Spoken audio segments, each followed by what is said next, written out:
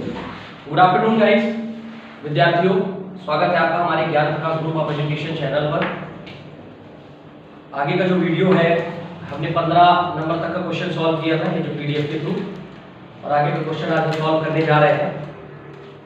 Video को share और like कर दीजिएगा, मैं बार बार आप लोगों से ऐसा कह रहा हूँ।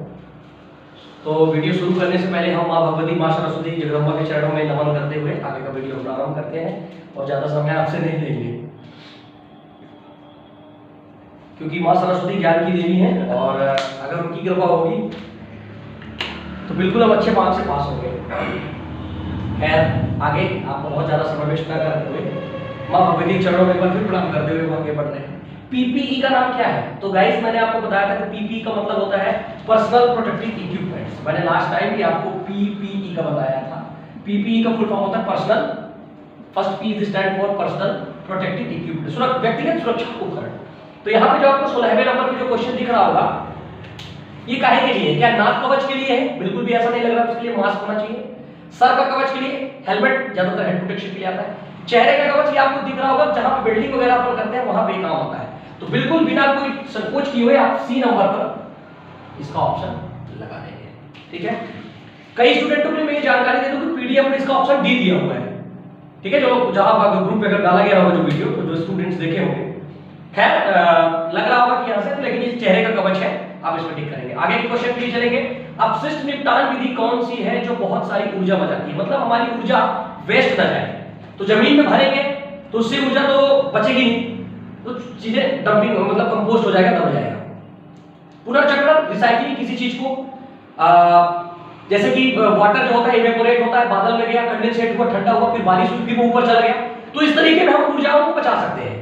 किसी चीज को रिसाइकलिंग करके एक तरह से हो सकता है। भस्मीकरण, इनसाइनरेशन में भस्मीकरण में ऊर्जा निकलती है, वो भी कौन सी ऊर्जा? तापीय ऊर्जा, हीट एनर्जी। तो इसमें पूछा है कि बहुत सारी ऊर्जा बचाते हैं। खाद डालना, कंपोस्टिंग करने में तो ऊर्जा आप बचा सकते नहीं, इसलिए बी ऑप्शन आपका होगा is the correct option. Sir scroll करेंगे 18वें क्वेश्चन के लिए। Thank you sir. ये हमारा 18वां क्वेश्चन है। किस प्रकार की, देखिए दोस्तों विद्यार्थियों, आज हम ज्यादा से ज्यादा क्वेश्चन कवर करने वाले हैं। ये पहला पीडीएफ आज हम समाप्त करने वाले हैं। एक सेकंड, थोड़ा सा समय चाहूंगा क्योंकि इस पे डाउट ना हो।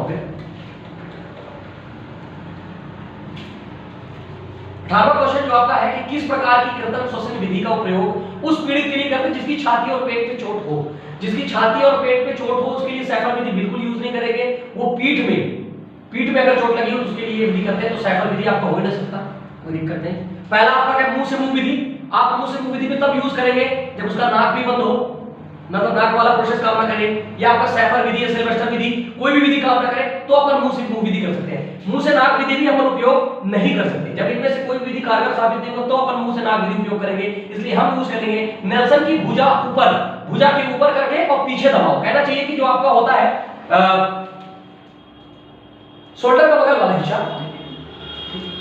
शोल्डर के बगल वाले हिस्से पे जो हिस्सा होता है वहां पे अपन करते हैं, तो ये होता है। भुजाओं का मैं आपको बताना चाहूंगा कि पीछे वाला हिस्सा करके, तो भुजाओं के यहां वाला हिस्सा, ठीक है, इस वाले हिस्से पे अपन इस तरीके से यहां पे दबाव डालेंगे और वो कहलाएगा नेल्सन का विधि। तो ये ऑप्शन होना चाहिए आपका डी। नेक्स्ट क्वेश्चन चलेंगे हम।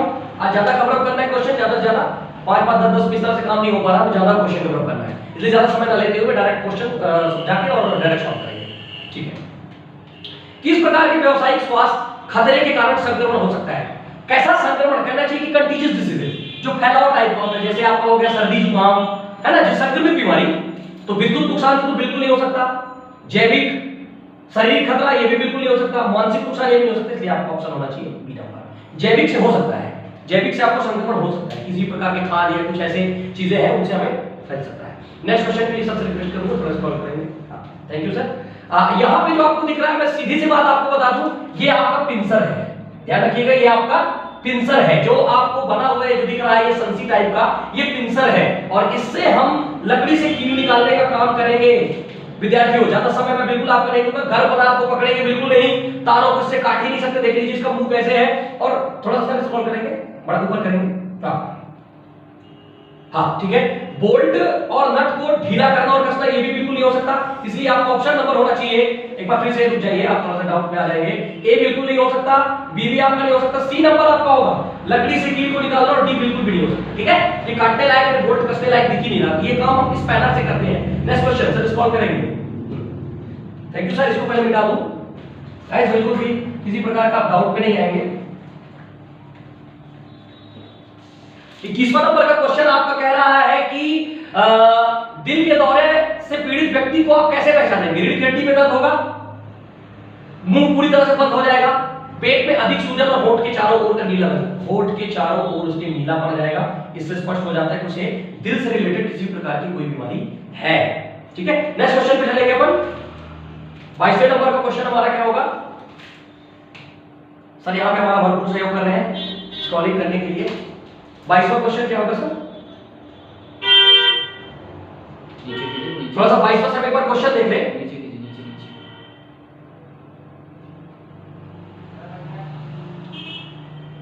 थैंक यू सर, यहाँ पे हमारी भरपूर मदद कर रहे हैं। हाँ 22वां नंबर वहां भी जाएगा सर।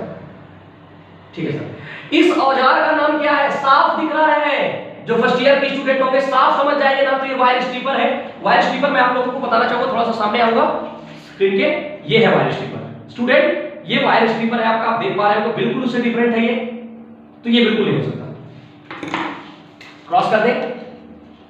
क्रिम्पी टूल बिल्कुल भी नहीं है, क्रिम्पी टूल से बताओ। कॉम्बिनेशन प्लायर तो है ही नहीं, इसलिए हमारा ऑप्शन जो बचा डायगोनल कटिंग प्लायर है। राइट सर, डायगोनल टाइप का कटिंग प्लायर है, तो इसका इस्तेमाल हम क्या करेंगे? Diagonal cutting plier. Next question, इस सुरक्षा चिन्ह का नाम क्या है सर? थोड़ा सा थैंक यू सर। चेतावनी चिन्ह, ये हमें वार्निंग तो दे नहीं रहा है कि आपको ग्लव्स नहीं पहनना है, क्योंकि एक्चुअली क्या होता है, हम जो भी काम करेंगे उसको पहनना है। आवश्यक चिन्ह, निषेधक चिन्ह, सूचनात्मक। सूचना तो मिल नहीं रही है, निषेधक चिन्ह हो नहीं सकता, आपको पहनना है, किसी भी इंडस्ट्री में काम करने के लिए आपको पहनना है, तो आप आवश्यक चिन्ह करेंगे। नेक्स्ट, पीड़ित के रक्त के बहाव को रोकने के लिए, देखिए सबको यही लगेगा सर हम ड्रेसिंग करेंगे, ये करेंगे, वो करेंगे, बिल्कुल नहीं। क्वेश्चनों को बहुत डीपली आपको समझना है, आंसर सॉल्व कर लेंगे। पीड़ित के रक्त के बहाव को रोकने के लिए केवल रक्त के बहने को आपको रोकना है। मलहम लगाइए क्या? बिल्कुल नहीं, मलहम लगाने से रक्त रुक नहीं सकता, ये केवल कटे और छीलो जगहों के लिए होता है मलहम लगाना। जब चोट लगे हुए भाग को ऊपर रखेंगे, ऊपर रखने से भी खून बंद होगा, लेकिन पूरी तरह से आराम नहीं मिलेगा। चोट लगे हुए भाग को ड्रेसिंग करना बिल्कुल नहीं कर सकते आप, जब तक खून बंद नहीं होगा आप ड्रेसिंग नहीं कर सकते। समझ आएगा? तो सबसे पहले हमको खून रोकना है, तो चोट लगे हुए भाग पर दबाव डालना। दबाव डालने का मतलब नहीं कि उसको पूरी तरह से हम इतना दबाव कर दें, दबाने का मतलब है कि जिस हिस्से से खून निकल रहा है उसको ऐसे पैकअप कर दें, जैसे बैंडेज में कोई भी ऐसी चीजों को यूज कर लेते हैं जो पे खून का मतलब कुल मिला के बहना बंद हो जाए, किसी कपड़े के थ्रू भी अपन बांध सकते हैं। तो डी नंबर का ऑप्शन आपका।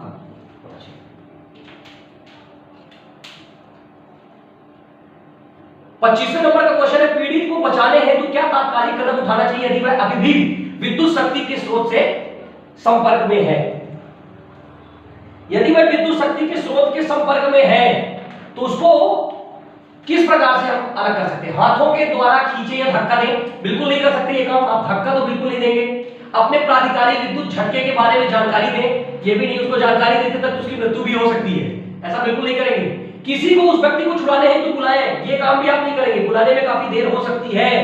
संयोजकों को अलग करके शक्ति आपूर्ति को बंद कर देंगे, जी हाँ, जहां सप्लाई आई है वहां से उसको बंद करके और जो कनेक्शन वगैरह है उसको अलग कर देंगे, ये आप काम कर सकते हैं। नेक्स्ट क्वेश्चन चलेंगे, इस संचेतक चिन्ह का नाम क्या है? What is the name of the cautionary sign? इस संचेतक चिन्ह का नाम क्या है? तो हम देखेंगे कि यहां से साफ चित्र में देखने को मिल रहा है कि ये व्यक्ति जेब्रा क्रॉसिंग से चल रहा है, जेब्रा क्रॉसिंग से चल रहा है, ये सूचनात्मक है, तो हम इसको क्या करेंगे? पैदल क्रॉसिंग। साफ दिख रहा है पैदल क्रॉसिंग, तो बाकी पे आपको दिमाग ही नहीं लगाना है गाइस।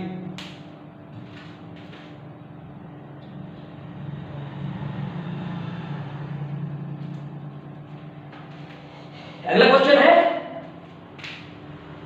27वें नंबर का क्वेश्चन, सर लाएंगे थोड़ा सा स्क्रीन पे,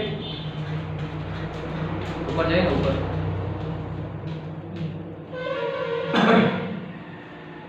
हाँ थोड़ा सा यहां पर दिखा है, थैंक यू सर भरपूर सहयोग करने के लिए। यदि पीड़ित के सिर में चोट लगी है, ये क्वेश्चन हमने पढ़ लिया और आप आगे देखेंगे, और वह मर रहा हो तो उसके लिए स्वर्णिम घंटा कौन सा है? मतलब कहने का मतलब ये है कि उसके लिए सबसे इंपॉर्टेंट समय क्या होगा? हाँ, तो पहले 15 मिनट बिल्कुल नहीं, आधे घंटे तक उसके लिए पास समय रहता है, इसलिए आप इस पर टिक कर देंगे। आधे घंटे के अंदर अगर आप उसको सही समय पे ले जा सकते हैं डॉक्टर के पास, तो वो व्यक्ति बच सकता है। मतलब स्वर्णिम घंटे का मतलब होता है उसके लिए सुनहरा जो समय है वो कितना टाइम तक रहेगा, मतलब पहले चोट लगने के पहले 30 घंटे उसके लिए बहुत इंपॉर्टेंट है। उस बीच में अगर आप डॉक्टर के पास उसे ले जाते हैं तो उसकी जान बच सकती है। पीड़ित की कौन सी स्थिति को कोमा कहा जाता है? ध्यान रखिएगा, कोमा जिसको कहते हैं जिंदा लाश, केवल सांस चलती रहती है। बेहोश रखना पर बुलाने पर उत्तर ना देना, ये बिल्कुल नहीं हो सकता। होश में रहना पर बुलाने पर उत्तर ना देना, ये भी नहीं हो सकता। सांस लेना पर बुलाने पर उत्तर ना देना, बिल्कुल नहीं। पूरी तरह संवेदनहीन, मतलब कुछ भी हमको असर नहीं है, कोई मार रहा है, क्या कर रहा है, हम पूरी तरह संवेदनहीन होकर के लेटे रहना एवं बुलाने पर उत्तर ना देना। आपका ऑप्शन नंबर होगा डी। नेक्स्ट क्वेश्चन के लिए चलेंगे सर। Thank you. हो गया सर? क्या पूरे क्वेश्चन समाप्त हो गए? हाँ, ये पीडीएफ के लिए नेक्स्ट पीडीएफ हम आपको फिर से करके बताएंगे। तब तक आप लाइक और कमेंट कर दीजिएगा।